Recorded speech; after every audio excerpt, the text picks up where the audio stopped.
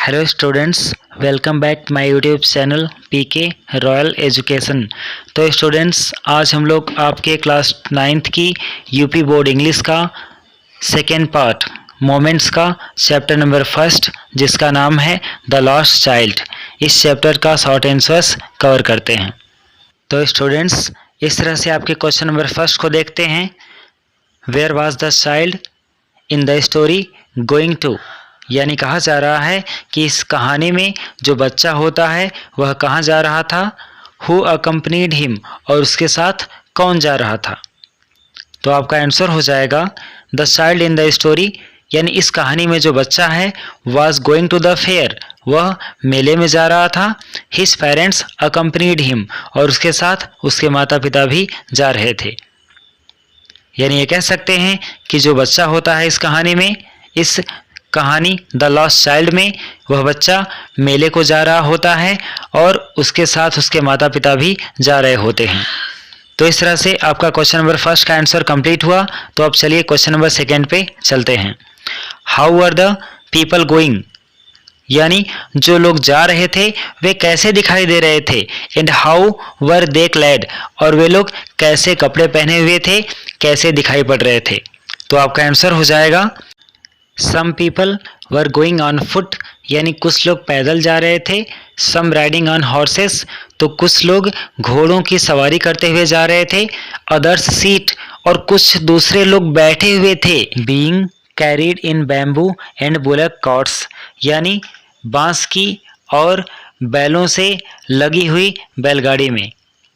तो ये कह सकते हैं कि कुछ लोग पैदल जा रहे थे, कुछ लोग घोड़ों की सवारी करते हुए जा रहे थे, तो कुछ लोग बैलगाड़ी में बैठकर मेले को जा रहे थे। और एक क्वेश्चन था आपका कि हाउ वर दे क्लैड, यानी वे लोग कैसे वस्त्र पहने हुए थे। और इसका अर्थ ये भी हो सकता है कि वे लोग कैसे दिखाई पड़ रहे थे, या फिर वो लोग किस चीज़ को धारण किए हुए थे। तो इसका आंसर ये होगा देवर गैली क्लैड, यानी अगर आप क्लैड का अर्थ पहनने के अनुसार निकालते हैं तो आपका अर्थ ये हो जाएगा कि वे सारे के सारे लोग चमकदार वस्त्र पहने हुए थे। गैली यानी चमकदार वस्त्र, क्लैड यानी पहने हुए थे। और अगर आप इस क्लैड का अर्थ ऊपर कुछ धारण करने से है, यानी अपने स्वभाव के ऊपर स्वभाव में कुछ धारण करने से है, तो आप इसका अर्थ ये कह सकते हैं कि देवर गैली क्लैड, यानी वे लोग प्रसन्नता को धारण किए हुए थे, वे लोग खुशी को अपने ऊपर धारण किए हुए थे, यानी वे सारे के सारे लोग प्रसन्नचित्त दिखाई पड़ रहे थे। तो स्टूडेंट्स, चलिए अब आपके क्वेश्चन नंबर 3 को देखते हैं। Why does the child legged behind his parents, यानी जो बच्चा होता है वह लेग्ड बिहाइंड पीछे रह जाता है हिज पेरेंट्स, यानी अपने माता पिता से। वाई, क्यों, यानी जो बच्चा होता है वह अपने माता पिता से पीछे क्यों रह जाता है। तो आपका आंसर हो जाएगा the child legged behind his parents, यानी जो बच्चा होता है वह अपने माता पिता से पीछे रह जाता है। फैसिनेटेड, आकर्षित होकर, बाय द टॉयज, उन खिलौनों के द्वारा, इन द शॉप्स, जो दुकानों में रखे गए थे, दैट लेंड द वे, और वे दुकानें जो थीं वह रास्तों पर लगाई गई थीं, यानी रास्तों के किनारे लगाई गई थीं। तो ये कह सकते हैं कि जो बच्चा होता है वह अपने माता पिता से बिछड़कर पीछे रह जाता है, क्योंकि वह रास्तों के किनारे लगाई गई दुकानों में जो खिलौने होते हैं उनसे आकर्षित हो जाता है। इस तरह से आपका क्वेश्चन नंबर 4 इस प्रकार है। What was the first thing, वो पहली चीज़ क्या थी। That attracted the child's attention, जो बच्चे के ध्यान को आकर्षित करती है। कुड ही हैव इट, और क्या वह बच्चा उसे पा लेता है, यानी ये कह सकते हैं कि वह प्रथम वस्तु क्या थी जिसने बच्चे के ध्यान को आकर्षित किया, और क्या वह बच्चा उसे पा लिया। तो आपका आंसर हो जाएगा the toys in the shops that line the way, यानी वे खिलौने जो उन दुकानों में रखे हुए थे, जो दुकानें रोड पर लगाई गई थी। वाज द फर्स्ट थिंग, वो खिलौने वो प्रथम वस्तु थे, वो पहली चीज़ थी। That attracted the child's attention, जिन खिलौनों ने बच्चे के ध्यान को सबसे पहले आकर्षित किया। और एक क्वेश्चन आपका था कि क्या वह बच्चा उसे पा लेता है, तो आपका आंसर हो जाएगा no, he could not have it, यानी वह बच्चा उसे नहीं पा पाता है। तो ये कह सकते हैं कि वो जो खिलौने थे जो दुकानों में रखे हुए थे और वो दुकानें जो रोड पर लगाई गई थी, तो वो खिलौने ही प्रथम वस्तु थे जिसने बच्चे के ध्यान को आकर्षित किया, और वह जो बच्चा होता है वह उन खिलौनों को नहीं पा पाता है, नहीं ले पाता है। तो स्टूडेंट्स, आपका क्वेश्चन नंबर 5 है, describe the group of dragon flies in brief, यानी उन ड्रैगन फ्लाइज को संक्षेप में वर्णन करो। यानी उन ड्रैगन फ्लाइज का अर्थ है च्यूरों, यानी उन च्यूरों के समूह का संक्षेप में वर्णन करो। तो आपका आंसर होगा a group of dragon flies, यानी उन ड्रैगन फ्लाइज का जो ग्रुप होता है, जो समूह होता है, वर बस्लिंग अबाउट, वह इधर उधर मंडरा रहा होता है, उड़ रहा होता है, एंड इंटरसेप्टिंग, और बाधा उत्पन्न कर रहा होता है, द फ्लाइट, यानी उड़ान में, of a loan black butterfly, एक अकेली काली तितली के। तो ये कह सकते हैं कि उन ड्रैगन फ्लाइज का जो समूह होता है वह इधर उधर उड़ रहा होता है, और उड़ते हुए वह एक अकेली काली मधुमक्खी या काली तितली के उड़ान में बाधा उत्पन्न कर रहा होता है। तो इस तरह से आपका क्वेश्चन नंबर 6 कुछ इस प्रकार होगा, what did the child do in the Grove, यानी वह जो बच्चा होता है वह बगीचे में क्या करता है। तो आपका आंसर हो जाएगा when the child entered the Grove, यानी जब वह बच्चा ग्रोव में यानी बगीचे में प्रवेश करता है, he started gathering the petals of flowers, तो वह फूलों की पंखुड़ियों को इकट्ठा करना प्रारंभ कर देता है, and ran towards his parents, और वह अपने माता पिता की ओर दौड़ पड़ता है, as he heard the cooing of doves, जैसे ही वह फाख्ता के कूकने की आवाज को सुनता है। तो आपका आंसर हो जाएगा कि जब वह बच्चा बगीचे में प्रवेश करता है तो वह फूलों की पंखुड़ियों को इकट्ठा करना प्रारंभ कर देता है, और वह जैसे ही फाख्ता के कूकने की आवाज को सुनता है वह अपने माता पिता की ओर दौड़ पड़ता है। अगला क्वेश्चन है क्वेश्चन नंबर 7, विच थिंग्स, यानी कौन कौन सी चीजें did the child want to have in the fair, वह बच्चा मेले में लेना चाहता था।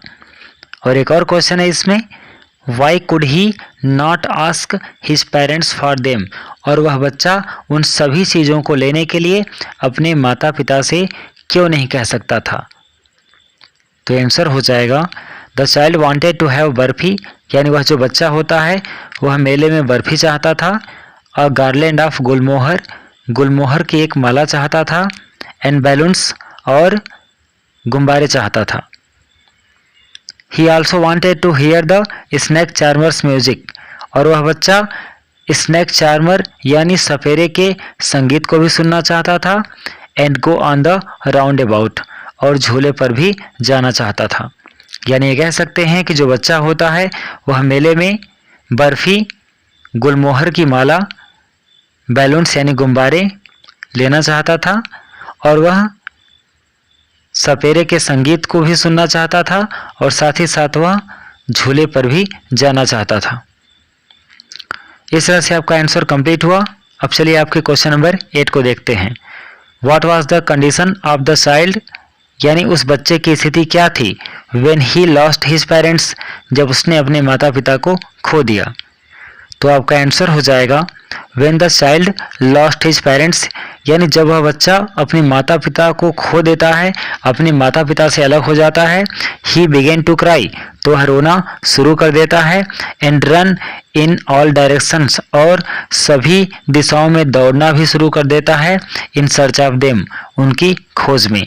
तो ये कह सकते हैं कि जब वह बच्चा अपने माता पिता को खो देता है तो उनकी खोज में वह इधर उधर सभी दिशाओं में दौड़ने लगता है और रोने भी लगता है। तो स्टूडेंट्स, आपका क्वेश्चन नंबर 9 कुछ इस प्रकार है, where did he finally go, यानी जो बच्चा होता है वह अंततः कहाँ जाता है, what bad thing happen to him there, और वहाँ पर उसके साथ कौन सी बुरी घटना घटित होती है। यानी कह सकते हैं कि जो बच्चा होता है वह अंत में कहाँ जाता है और उस स्थान पर उसके साथ कौन सी बुरी घटना घटित होती है। तो आपका आंसर हो जाएगा फाइनली, यानी अंततः the child went to a shrine, यानी जो बच्चा होता है वह एक मंदिर पे जाता है। Where he was about to be trampled under foot, जहाँ पर जाकर वह पैरों के नीचे कुचले ही जाने वाला होता है। बट लेकिन अ मैन सेव्ड हिम, लेकिन एक व्यक्ति उसे बचा लेता है। तो ये कह सकते हैं कि अंत में वह जो बच्चा होता है वह एक मंदिर में जाता है जहाँ पर वह पैरों के नीचे कुचले ही जाने वाला होता है कि एक व्यक्ति उसे बचा लेता है। तो इस तरह से आपका आंसर एक कंप्लीट हुआ। अब चलिए क्वेश्चन नंबर 10 को देखते हैं। Who saved the child's life and how, यानी किसने बच्चे के जीवन को बचाया और कैसे। तो आपका आंसर हो जाएगा when the child was about to be trampled under foot, यानी जब वह बच्चा पैरों के नीचे कुचले जाने वाला था। A man stopped with great difficulty, तो एक जो व्यक्ति होता है वह बहुत ही कठिनाई के साथ उस भीड़ में रुकता है। And lifted him in his arm, और उसे यानी उस बच्चे को अपने बाहों में उठा लेता है।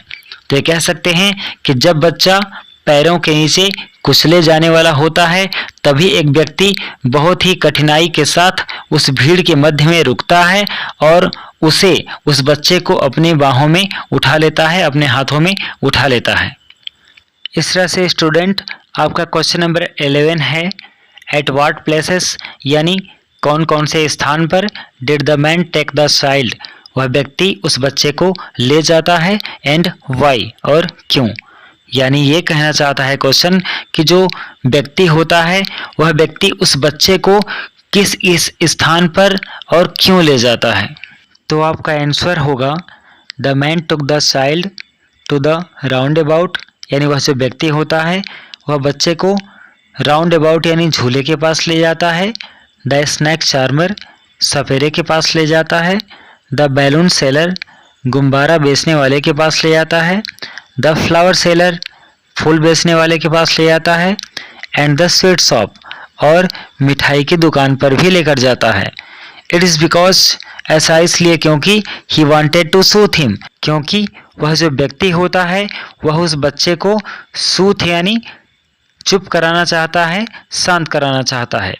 तो ये कह सकते हैं कि वह जो व्यक्ति होता है वह व्यक्ति उस बच्चे को झूले के पास, सपेरे के पास, फूल बेचने वाले के पास, गुब्बारे वाले के पास, मिठाई वाले के पास, सभी के पास लेकर जाता है जहाँ जहाँ वह बच्चा अपने माता पिता को खोने से पहले जाना चाहता था। और ऐसा इसलिए वह व्यक्ति करता है क्योंकि वह व्यक्ति उस बच्चे को चुप कराना चाहता था। तो इस तरह से आपके क्वेश्चन नंबर 12 को देखते हैं। What did the man ask him, यानी वह जो व्यक्ति होता है वह उससे क्या पूछता है। And what was the child's reply, और उस बच्चे का उत्तर क्या होता है। तो आपका आंसर हो जाएगा the man asked the child how he had got there, यानी वह जो व्यक्ति होता है आस्क्ड द चाइल्ड, वह उस बच्चे से पूछता है हाउ, कि कैसे, ही हैड गॉट देयर, वह वहाँ पर आ गया यानी वह उस भीड़ में आ गया। And whose baby he was, और वह बच्चा किस व्यक्ति का बच्चा है, किसका बच्चा है। But the child began to weep and cried, लेकिन जो बच्चा होता है वह जवाब में बिगेन टू वीप रोने लगता है, एंड क्राइड और चिल्लाता है, और चिल्लाते हुए कहता है आई वॉन्ट माई मदर, मुझे मेरी मम्मी चाहिए। आई वॉन्ट माई फादर, मुझे मेरे पापा चाहिए। यानी ये कह सकते हैं कि जो व्यक्ति होता है वह बच्चे से पूछता है कि वह बच्चा वहाँ उस भीड़ में कैसे आया और वह बच्चा किसका बच्चा है, लेकिन जो बच्चा होता है वह रोने लगता है और चिल्लाते हुए कहता है मुझे मम्मी चाहिए, मुझे पापा चाहिए। इस तरह से आपका अगला क्वेश्चन है आफ्टर लूजिंग हिज पेरेंट्स, यानी अपने माता पिता को खोने के बाद what words did the child repeat इस टाइम, कौन से शब्द जो बच्चा है वह प्रत्येक बार रिपीट करता है, दोहराता है। यानी कह सकते हैं कि अपने माता पिता को खोने के बाद जो बच्चा होता है वह कौन से शब्दों को प्रत्येक बार दोहराता है। तो आपका आंसर हो जाएगा आफ्टर लूजिंग हिज पेरेंट्स, यानी अपने माता पिता को खोने के पश्चात द चाइल्ड रिपीटेड इस टाइम द सेम वर्ड्स, जो बच्चा होता है वह प्रत्येक बार एक ही बातों को दोहराता है। I want my mother, I want my father, मुझे मेरी मम्मी चाहिए, मुझे मेरे पापा चाहिए। सो माय डियर स्टूडेंट्स, इस तरह से आपका क्वेश्चन नंबर 13 का आंसर कंप्लीट हुआ और इस चैप्टर का पूरा आंसर भी कंप्लीट हो गया। तो हम उम्मीद करते हैं कि आपको हमारा वीडियो पसंद आया होगा। तो यदि आप हमारे वीडियो को पसंद करते हैं तो आप हमारे चैनल को सब्सक्राइब करें, हमारे वीडियो को लाइक करें और इसे अपने दोस्तों मित्रों तक पहुंचाएं, शेयर करें। हमारा वीडियो देखने के लिए आपका बहुत बहुत धन्यवाद।